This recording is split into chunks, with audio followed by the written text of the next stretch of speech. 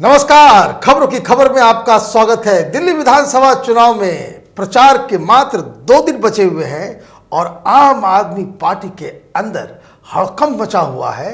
अरविंद केजरीवाल के पसीने छूट रहे हैं क्योंकि उनको लग रहा है कि माहौल बहुत तेजी से उनके खिलाफ बदलता जा रहा है और इसलिए अरविंद केजरीवाल को अब हनुमान चालीसा पढ़ना पड़ रहा है। वो लीडर तथा कथित सेकुलर पार्टियां, उसके लीडर्स जब ये जालीदार टोपी छोड़ के मंदिर मंदिर घूमने लग जाएं और हनुमान चालीसा का जाप करने लग जाएं तो समझिए मामला गड़बड़ है। ये तो आम आदमी पार्टी की परेशानी की बात हुई, लेकिन बीजेपी में एक अजीबोगरीब, इसको कह सकते हैं कि ऊर्जा का संचार हुआ है। उसकी 2-3 वजह हैं। एक तो योगी जी का धुआंधार प्रचार, मोदी की रैली, अमित शाह का डोर टू डोर कैंपेन और साथ ही साथ जो सबसे बड़ा बूस्ट बीजेपी को मिला है वो है उनका इंटरनल सर्वे। हर पार्टी, चाहे वो आम आदमी पार्टी हो, कांग्रेस पार्टी हो, बीजेपी हो, सब लोग अपने अपने एजेंसियों के द्वारा हर कंस्टिट्यूएंसी का एक फीडबैक लेती है, एक इंटरनल सर्वे कराती है। हमारे पास कुछ एक्सक्लूसिव जानकारियां हैं कि जो लेटेस्ट, जो कल शाम को भारतीय जनता पार्टी के दफ्तर में जिस इंटरनल सर्वे के ऊपर डिस्कस किया गया, उसमें कितनी सीटें किस पार्टी को मिल रही है।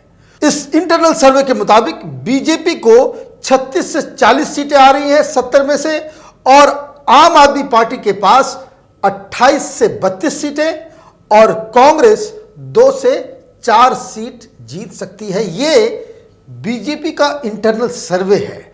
और ये सर्वे कब कराया गया? तो ये सर्वे 3 दिन पहले कराया गया, मतलब 5 दिन में और बीजेपी पूरी ताकत लगाने वाली है।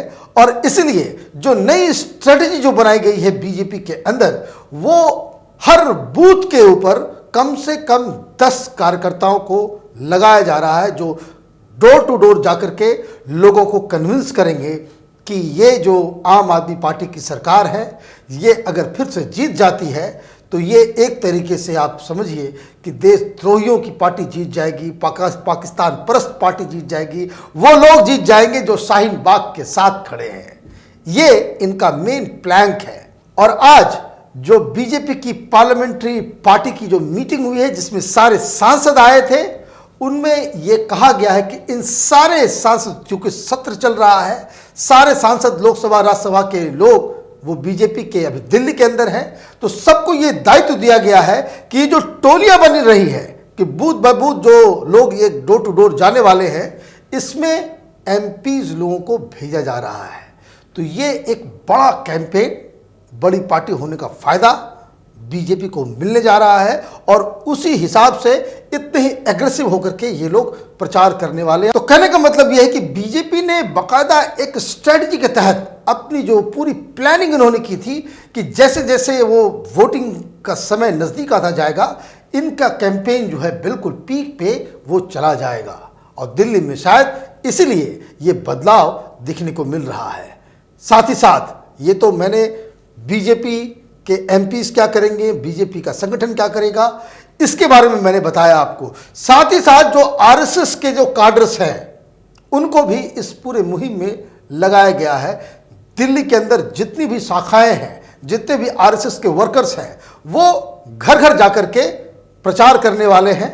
और सबसे बड़ी बात जो केजरीवाल के लिए जो सबसे बड़ा चिंता का विषय, जो पिछली बार बीजेपी के खिलाफ गया था, वो है जो आउटर दिल्ली और दिल्ली के अंदर में जो जाट वोटर्स हैं। पिछली बार आपको याद होगा कि ये जो दुष्यंत चौटाला है, जो अभी हरियाणा के डिप्टी चीफ मिनिस्टर हैं, वो केजरीवाल के साथ थे और इसका बहुत बड़ा इम्पैक्ट पड़ा था कि जाट वोटर्स जो अब तक ट्रेडिशनली कांग्रेस पार्टी को वोट देते आ रहे थे, वो पिछले विधानसभा चुनाव में इन्होंने आम आदमी पार्टी को वोट दिया था। लेकिन इस बार ये जेजेपी, जो दुष्यंत चौटाला की जो पार्टी है, उन्होंने तो कैंडिडेट्स दिया नहीं, लेकिन आज जो रैली हो रही है या जो उनकी जो पूरा जो काडर है दिल्ली के अंदर में, वो जो पूरा संगठन है वो जाट वोटर्स के बीच जाकर के बीजेपी के लिए वोट मांगने वाली है। तो एक बड़ा बदलाव जिसको कह सकते हैं, आप देखिए दिल्ली के बाहर हरियाणा में आम आदमी पार्टी का और दुष्यंत चौटाला की पार्टी का एक गठबंधन होने की बातचीत चल रही थी, एक महागठबंधन जो दिल्ली और ये लोकसभा के दौरान। लेकिन अब ये स्थिति बदल गई है कि जो शख्स, जो जाट लीडर केजरीवाल के साथ रैलियां कर रहा था पिछले चुनाव में, वो इस बार केजरीवाल के खिलाफ कैंपेन कर रहा है। तो ये एक अलग वोट की राजनीति है जिसका फायदा बीजेपी को होता दिख रहा है। और इसके अलावा जितने सारे जो हिंदू संगठन जो दिल्ली में ऑपरेट कर रहे हैं, जैसे विश्व हिंदू परिषद हो गया या फिर गायत्री परिवार हो गया, ये सारे बहुत सारे इस तरह के जो हिंदू संगठन हैं, ये लोग भी पहली बार खुलकर सामने आए हैं। क्योंकि शाहीन बाग, आर्टिकल 370, ट्रिपल तलाक, CAA, ये ऐसे मुद्दे हैं जिसके ऊपर बीजेपी इस चुनाव को केंद्रित करने वाली है। अब सवाल क्या होता है कि जब आप किसी भी चुनाव को एनालाइज करते हैं तो सबसे पहले ये जो संकेत मिलता है कि भाई कौन सी पार्टी आगे चल रही है और कौन सी पार्टी पीछे चल रही है, तो इसका अंदाजा आप इस बात से लगा सकते हैं कि एजेंडा कौन सेट कर रहा है, प्रचार का, चुनाव का जो एजेंडा है वो कौन सेट कर रहा है। तो जब ये चुनाव शुरू हुआ था तब केजरीवाल ने इस पूरे एजेंडे को सेट किया था। फ्री बिजली, फ्री पानी, काम, हमने जो एजुकेशन में काम किया, जो आम आदमी पार्टी ने हॉस्पिटल्स में काम किए, मोहल्ला क्लिनिक, तो ये पूरा चुनाव उसी के इर्द गिर्द घूम रहा था। लेकिन जैसे जैसे समय बीतता गया, भारतीय जनता पार्टी पीछे से वो काम करती गई और अब जो सबसे क्रूशियल समय होता है, जैसा कि लगातार बहुत सारे लोगों से आप सुनते होंगे कि राजनीति में 2 दिन का समय और 1 सप्ताह का समय बहुत होता है, बिल्कुल अपसाइड डाउन करने के लिए पूरा माहौल को।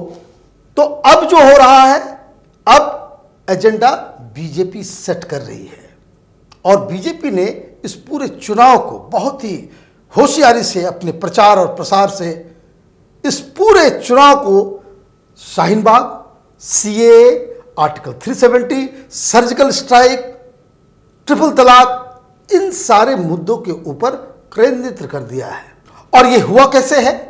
तो ये अमित शाह के प्रचार से, योगी आदित्यनाथ के प्रचार से, और इन सारी चीजों के ऊपर जब प्रधानमंत्री मोदी ने कल रैली में जो मुहर लगा दी कि जो शाहीन बाग ये कोई संयोग नहीं, एक प्रयोग है, एक साजिश है, ये बता करके उन्होंने इस सारे जो कैंपेन के ऊपर मुहर लगा दी है।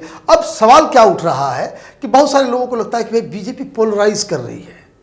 ये पोलराइजेशन नहीं है, ये बिल्कुल ही पोलराइजेशन नहीं है। ये अलग अलग पॉलिटिकल पार्टीज की अपनी स्ट्रेटजी होती है कि आप किस तरीके से वोट लेकर के आते हैं। अब जैसे मान लीजिए बिहार में पहले जब चुनाव हुआ करते थे, यही सेकुलर पार्टियां, यही कांग्रेस पार्टी, यही लालू प्रसाद यादव की पार्टी, ये मुस्लिम वोट बैंक और यादव के वोट बैंक पे चुनाव जीता करती थी। तो वो भी तो एक स्ट्रेटजी है, वो भी एक पोलराइजेशन है। पोलराइजेशन का मतलब ये सिर्फ नहीं हो सकता कि आप हिंदू मुसलमान को ही सिर्फ पोलराइजेशन कहें, और अगर सिर्फ हिंदू मुसलमान के बारे में भी कहना है तो आम आदमी पार्टी से पूछा जाना चाहिए कि आपके उम्मीदवार, सबसे चहेते उम्मीदवार अमानतुल्लाह शाहीन बाग में इस तरह का प्रोटेस्ट क्यों करवा रहे थे, क्यों इस तरह का भाषण दे रहे थे कि मुसलमानों ने बर्दाश्त कर लिया, हमने आर्टिकल 370 बर्दाश्त कर लिया, हमने राम मंदिर बर्दाश्त कर लिया, हमने ट्रिपल तलाक बर्दाश्त कर लिया, अब CAA बर्दाश्त नहीं करेंगे। तो ये भी तो एक पोलराइजेशन का हिस्सा है।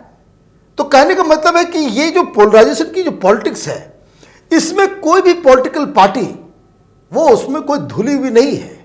और बेहतर यह है कि हम इस सच्चाई को एक्सेप्ट करें कि हर पॉलिटिकल पार्टी चुनाव जीतने के लिए अपने हिसाब से रणनीति बनाती है और ये उनका अधिकार है। अगर आप शाहीन बाग को लेकर के मुस्लिम वोट को लामबंद करना चाहते हैं अपने साइड में, तो ये बीजेपी अगर हिंदुओं को अपने साइड लामबंद कर रही है तो ये अपराध नहीं हो सकता। ये जो लोग कहते हैं कि भाई बीजेपी बिल्कुल कम्युनल पॉलिटिक्स में जा रही है, नहीं, ये उनका अधिकार है। और ये हो क्यों रहा है? ये हो रहा है क्योंकि पहले कांग्रेस पार्टी और आम आदमी पार्टी ने मुसलमानों को पोलराइज करने की कोशिश की, और अब जब बीजेपी इस मसले को उठा करके अपने हिसाब से चुनाव के नतीजे को मोल्ड करना चाह रही है तो आपको दिक्कत हो रहा है। तो ये गलत है ये कहना कि आप सिर्फ और सिर्फ पोलराइजेशन के लिए टेलीविजन चैनल पर देखिए सारे लोग हाय तौबा मचा रहे हैं कि बीजेपी पोलराइज कर रही है। ये एक स्ट्रेटजी है, बाकी सारे लोग भी अपना अपना स्ट्रेटजी बनाते हैं, तो बीजेपी भी इस बात के लिए बाकायदा वो अधिकृत है, उसको वो अधिकार है कि वो इस तरह की प्लानिंग करे। और हकीकत भी यही है कि जिस तरह से देखिए आप 4-5 दिनों से अरविंद केजरीवाल अपने आप को फिर से रिग्रुप करने की कोशिश कर रहे हैं, अपनी स्ट्रेटजी को फिर से रिहैश करने की कोशिश कर रहे हैं। आज खबर मिली कि वो फिर से उन्होंने एक बयान दिया है कि 24 घंटे के अंदर में अपना मुख्यमंत्री उम्मीदवार डिक्लेयर कीजिए, हम खुला ओपन डिबेट करना चाहते हैं। तो अब इन सब चीज़ों का समय ख़त्म हो गया।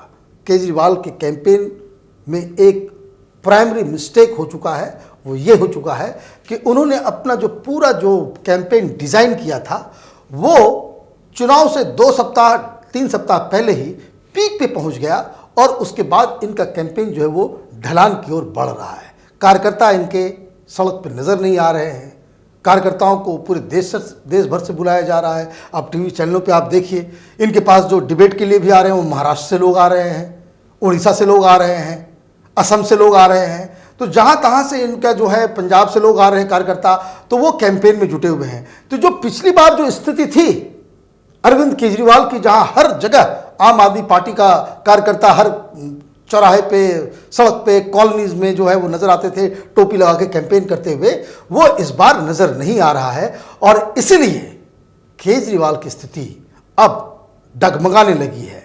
ये चुनाव जब शुरू हुआ था तो केजरीवाल बाकायदा 50 से ज़्यादा सीटों जीत करके वो बहुत ही कंफर्टेबल पोजीशन में थे, लेकिन जैसे जैसे ये कैंपेन बढ़ता चला जा रहा है केजरीवाल की सीटें घटती चली जा रही हैं और बीजेपी अपने लॉस्ट ग्राउंड्स को जो है वो कवर करने में जुटी हुई है।